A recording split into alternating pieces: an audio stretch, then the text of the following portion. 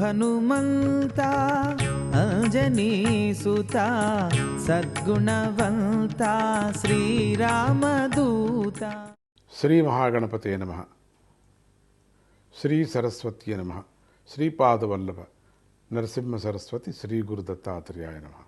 భారద్వాజ మహర్షిని శ్రీరాముడు మా రాజ్య సంగతి ఎట్లా ఉంది, రాజ్యంలో నేను వెళ్ళవచ్చా అనే విధంగా అడిగినప్పుడు నిస్సందేహంగా మీ రాజ్యానికి మీరు వెళ్ళొచ్చు, నువ్వు ఈరోజు ఇక్కడి నుండి మా యొక్క ఆతిథ్యాన్ని స్వీకరించమని ప్రార్థిస్తున్నాను అని అడిగాడు.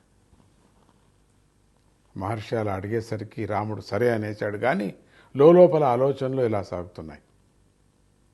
ఈరోజు పంచమి, ఈ రోజుతో ఇంటి నుంచి బయలుదేరి 14 సంవత్సరాలు పూర్తి అవుతాయి.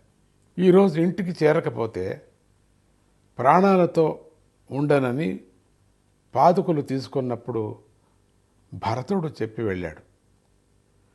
ఈ మహర్షి ఏమో ఒక పక్క మీ తమ్ముడు నీ కోసం ఎదురు చూస్తున్నాడని చెబుతూనే మరోపక్క ఇవాళ ఇక్కడే ఉండమంటున్నాడు. ఇది కుటుంబ విషయం. దీన్ని చెప్పుకోదగ్గ ఆప్తులు భరతుడి హృదయాన్ని స్పష్టంగా తెలుసుకొని వార్త అందించగల సమర్థులు ఎవరున్నారు? ఇక్కడి నుంచి నేను వద్దు అనటానికి మనసు రావటం లేదు. భారద్వాజ మహర్షి ఆయనకి ఎదురు చెప్పలేను నేను. కానీ ఇది కుటుంబంలో వచ్చినటువంటి ఒక చిన్న చిక్కు. ఈరోజు నేను కనపడకపోతే నా తమ్ముడు భరతుడు అన్నీ వదిలేసి అగ్నిప్రవేశం చేస్తానన్నాడు.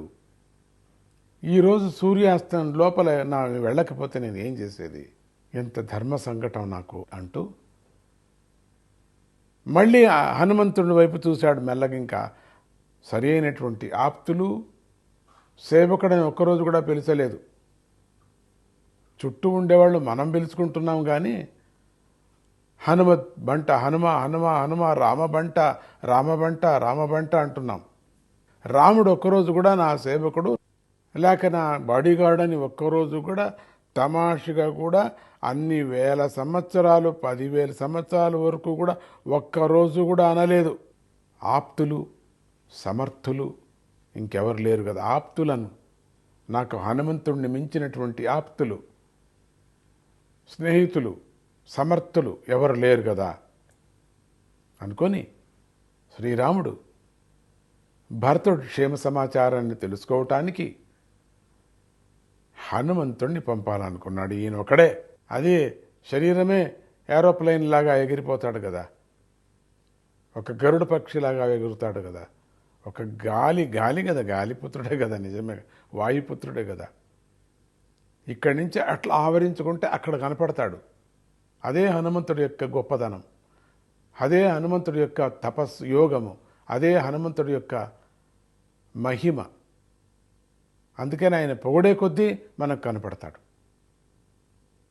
ఒక పక్క మహర్షి విందు ఏర్పాట్లు జోరుగా సాగుతుండగా మరోపక్క రాముడు హనుమంతుడిని పక్కకు పిలిచి మెల్లగా ఇట్లా చెప్తున్నాడు. ఎప్పుడు ఎక్కడైనా ఎగిరేటువంటి సందర్భం వచ్చినప్పుడంతా హనుమంతుడినే చూస్తాడు రాముడు. చూసినప్పుడంతా హనుమంతుడు రెడీ అయిపోతున్నాడు ఎగరటానికి. రాముడు ఏదో చెప్తున్నాడంటే ఎగరటమనే పని. ఇంతవరకు అదే కదా చేశాడు ఆయన. అందుకని చూస్తున్నాడు ఏం చెప్తాడో మనం ఆ పని చేస్తామని. హనుమంతుడి వైపు చూసి, హనుమా, నువ్వు ఒకసారి అయోధ్యకి వెళ్ళి అక్కడ మా భరతుడు ఏమి ఆలోచిస్తున్నాడో సరిగ్గా తెలుసుకురావాలి. భరతుడి మీద నాకు అనుమానం లేదు, కానీ ఇన్నేళ్లుగా రాజభోగాలు అధికారాలు అనుభవించాక మనస్సు ఎలా తిరుగుతుందో చెప్పలేం కదా. ఒక పక్క భారద్వాజ మహర్షి భరతుడి యొక్క విచారాన్ని అంతా చెప్పి నీకోసరం కాచుకున్నాడని అదంతా వినిన తర్వాత కూడా రాముడు లోకజ్ఞానం లోకుల కోసమేమో మాట్లాడుతున్నారు.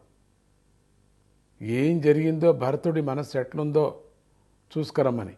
చూస్తాం, మనం కూడా చూస్తాం ఏముందో ఎట్లా ఉంటుందో. హనుమంతుడు చూసుకొని వస్తాడు కదా, చూస్తాం. జై గురుదత్త.